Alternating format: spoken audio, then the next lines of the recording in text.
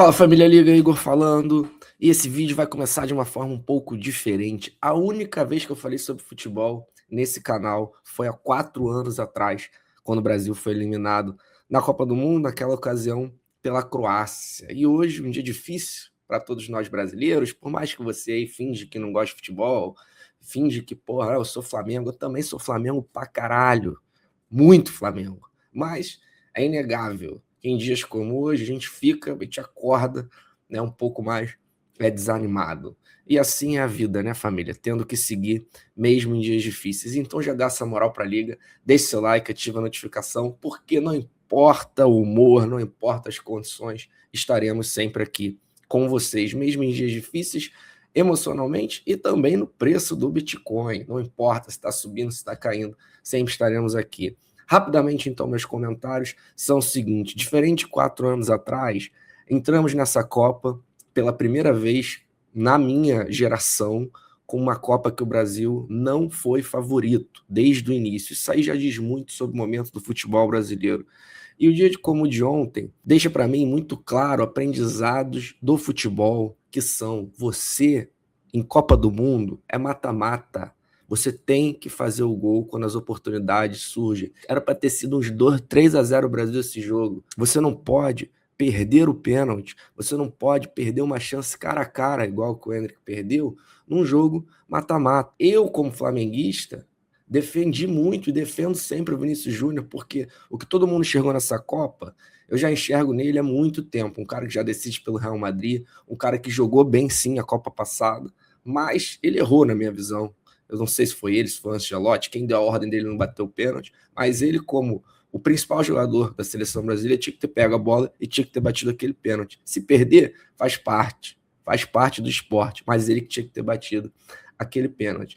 E é isso, família. Diferente de 4 anos atrás, não me senti representado nessa Copa do Mundo por essa seleção. Mesmo como flamenguista, mais uma vez, ver o Danilo e um cara que é reserva no Flamengo, vai ser titular da lateral direita da seleção, Alexandro, porra, 34 anos, beleza, não foi titular, mas tá lá também. Pro Flamengo tá ótimo, mas pra seleção brasileira, cara, assim, que momento estamos vivendo? E por que começa esse vídeo falando isso? Porque é a única coisa que a gente fala que o Brasil é o melhor do mundo. O Brasil é o melhor do mundo em quê? Né? Que a gente fala aí com os amigos gringos, quando a gente viaja. O que o Brasil é, ou era, reconhecidamente o melhor. A única coisa que o Brasil é melhor. Não é economia, não é em dança, vôlei, basquete, tênis, não, nenhum esporte. O Brasil, reconhecidamente, melhor em quê? Ele é melhor em futebol.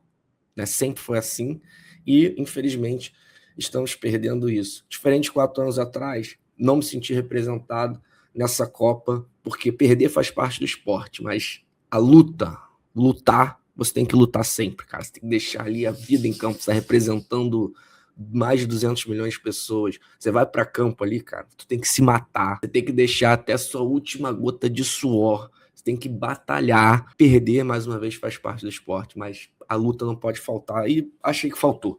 Mas é isso, família, vamos que vamos, porque não podemos parar por aqui e seguimos. Vamos diretamente, então, para o gráfico do Bitcoin, família, porque mais uma semana estamos aqui desafiando o principal suporte hoje, a principal resistência hoje de preço, que é, na minha visão, a média móvel de 200 semanas. Atualizando aqui para vocês, atualmente em 63 mil dólares, 62.800.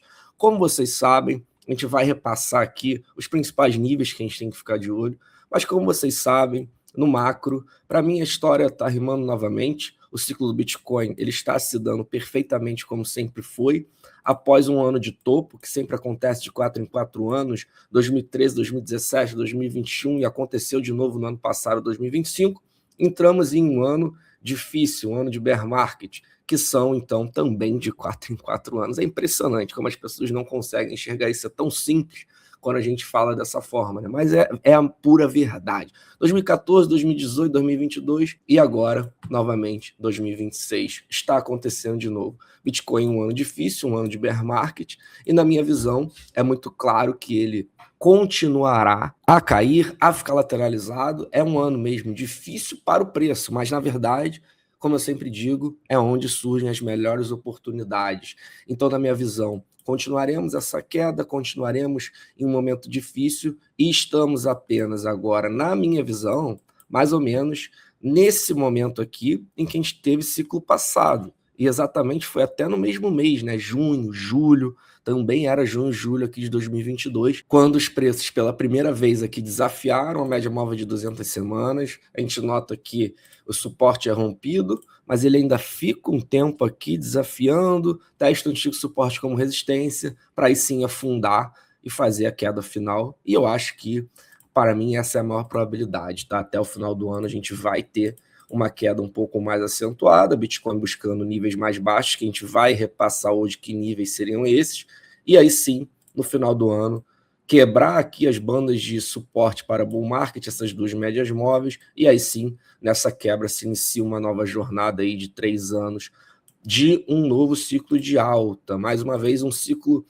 de alta, que eu digo, não significa que quando a gente tiver esse rompimento, nós vamos ter uma nova alta histórica instantânea, muito pelo contrário, a gente sabe que é uma jornada longa, uma jornada cansativa, mas quando a gente tem essa quebra, o importante da gente saber é o seguinte: o pior passou, o fundo ficou para trás e com ele a principal oportunidade é de comprar Bitcoin. Então você está vivendo aqui 4 anos depois um momento similar a esse aqui. Imagina ter comprado Bitcoin aqui. A gente pode estar vivendo, na minha visão, a gente está vivendo um momento similar a esse. A gente tem aqui, na minha visão, a gente vai fazer aqui um período mais difícil, mas hoje, como a gente não tem bola de cristal, a gente não pode afirmar que o Bitcoin vai alcançar níveis mais baixos, então por isso é importante fazendo sempre o dollar cost average com intensidade, que na minha visão agora já tem que estar uma intensidade aí, no mínimo média, tá? Uma intensidade um pouco mais forte, porque está chegando realmente o momento, é a reta final. Historicamente, esses 6 próximos meses serão os meses das melhores oportunidades, então a gente já está aqui fazendo acumulação com caixa esperando caso o Bitcoin realmente ele venha buscar níveis mais baixos, que mais uma vez eu acredito ser o cenário mais provável até o final do ano e até depois fazer essa reversão. Então vamos aproveitar.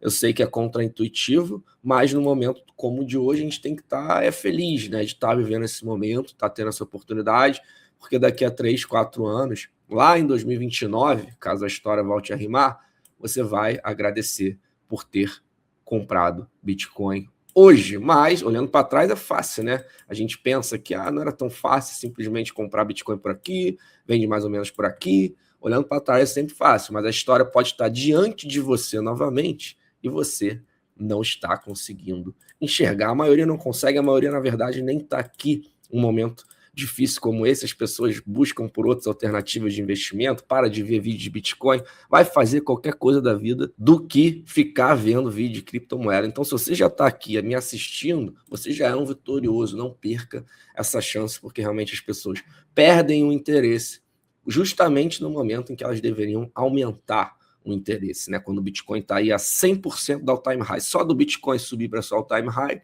e a gente que enxerga valor no Bitcoin, a gente sabe que isso vai acontecer em algum momento. O Bitcoin, não importa o que aconteça, né? O risco do Bitcoin é sempre o tempo, ele vai voltar para o all-time high, porque a gente sabe que é um ativo escasso de muito valor, e só para corrigir toda a inflação que a gente tem no mundo, em algum momento ele vai voltar para o all-time high, e quando isso acontecer, você que compra hoje já ganhou 100% aí, porque ele está a 62 e a all-time high foi 125. Mas vamos lá, então, média móvel de 200 semanas em 62.800, justamente no momento a gente está mais ou menos nesses preços, desafiando as médias, na minha visão, só testando essa resistência para daqui a algumas semanas realmente voltar a cair, e cair para que níveis, né, família, que eu estou de olho. O primeiro é o Realized Price, que todo mundo está falando, o Realized Price, realmente ele está aqui em $53 mil.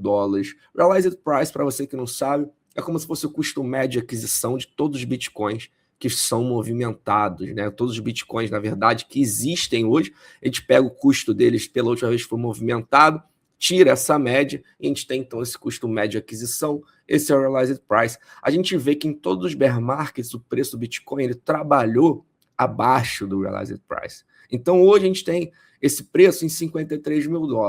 Caso a história volte a rimar nesse sentido, então a gente teria um fundo abaixo de $53 mil. Isso todo mundo está falando. Só que o que não te falam, e eu vou aqui te falar, é que não só o Realized Price, o custo médio de aquisição, o Bitcoin trabalhou abaixo nos últimos bear markets desse preço, mas como o custo médio de aquisição dos holders de longo prazo.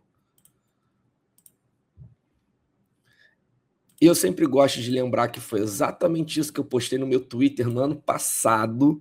Então, no ano passado, Bitcoin subindo, todo mundo feliz, todo mundo ganhando dinheiro, Bitcoin subindo, e eu fiz esse post, né, falando que naquele momento parecia impossível ver o Bitcoin cair. Mas, se a história voltasse a rimar, hoje, ou um ano depois, né, historicamente, a gente teria, sim, queda de preços, teria bear market e, mais uma vez, caso a história volte a rimar, a gente teria essa oportunidade geracional, que eu gosto de falar aqui, e vai acontecer no final de 2026, que é justamente o momento que a gente está vivendo agora, né? O segundo semestre de 2026, naquele momento parecia impossível, hoje já não parece mais tão impossível. Mas eu falo aqui também que o grande momento do Bitcoin, a grande profundeza do bear market é quando o Bitcoin ele cai abaixo do realized price dos holders de longo prazo, que é hoje aqui o custo de 49.800. Então a gente vê que isso vai subindo, é óbvio, porque os holders vão acumulando. Então, lá em fevereiro, quando a gente fez a queda para 60 mil dólares, naquele momento, isso aqui estava aqui, ó, 40 mil dólares. Agora, 6 meses depois, 5 meses depois, já está quase 50 mil dólares. Por isso que também não adianta a gente ficar esperando, porque daqui a 1, 2 meses, isso aqui pode estar em 52, 53, o realized price já está em 55, 56, e aí o preço até vem abaixo desses níveis, mas esse nível agora não é mais 49.800, já vai ser 52, já vai ser 53, mas, é óbvio, também não temos bola de cristal de ficar, não, então vou ficar totalmente não posicionado no Bitcoin para esperar ele vir abaixo do realized price dos holders de longo prazo, para aí sim comprar tudo que eu tenho em Bitcoin. Família, a gente sabe que isso não é o pensamento, né? Você não pode contar, a gente não tem bola de cristal, não tem como a gente prever o futuro. E é por isso que, por mais que eu veja hoje que isso é a maior probabilidade,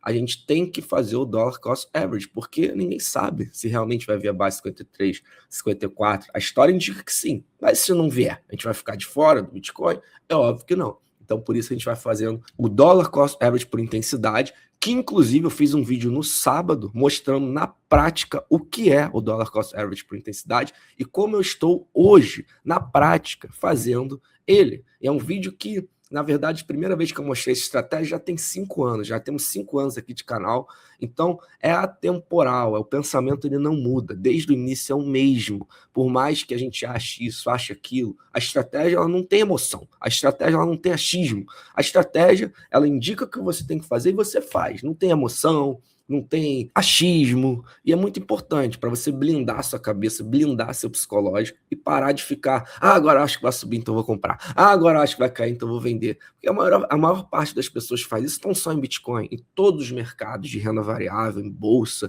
todo mundo, o ser humano tende a pensar dessa forma, é normal, somos emocionais, e dessa forma é por isso que a maior parte perde dinheiro e não ganha. Então você precisa ter uma estratégia, seja lá qual ela for, mas você precisa ter e executar. Senão, a probabilidade da tua mente te trair é muito grande. Beleza, família? Espero que vocês tenham gostado do vídeo de hoje. Começamos mais uma semana aqui na Liga. Para você que quer participar dos nossos airdrops semanais, toda semana a gente faz. Não deixe de conferir, o link está na descrição do vídeo. A gente tem vários bônus. Caso você não tenha ainda a corretora para negociar criptoativo, abre sua conta na Bybit, que é parceira aqui do canal, sempre com bônus para vocês. Para fechar, não sou conselheiro financeiro, nem estou aqui para fazer você gostar de Bitcoin. Afinal de contas, você não gosta de Bitcoin. O azar é seu, não o meu. Todos um ótimo dia e até amanhã.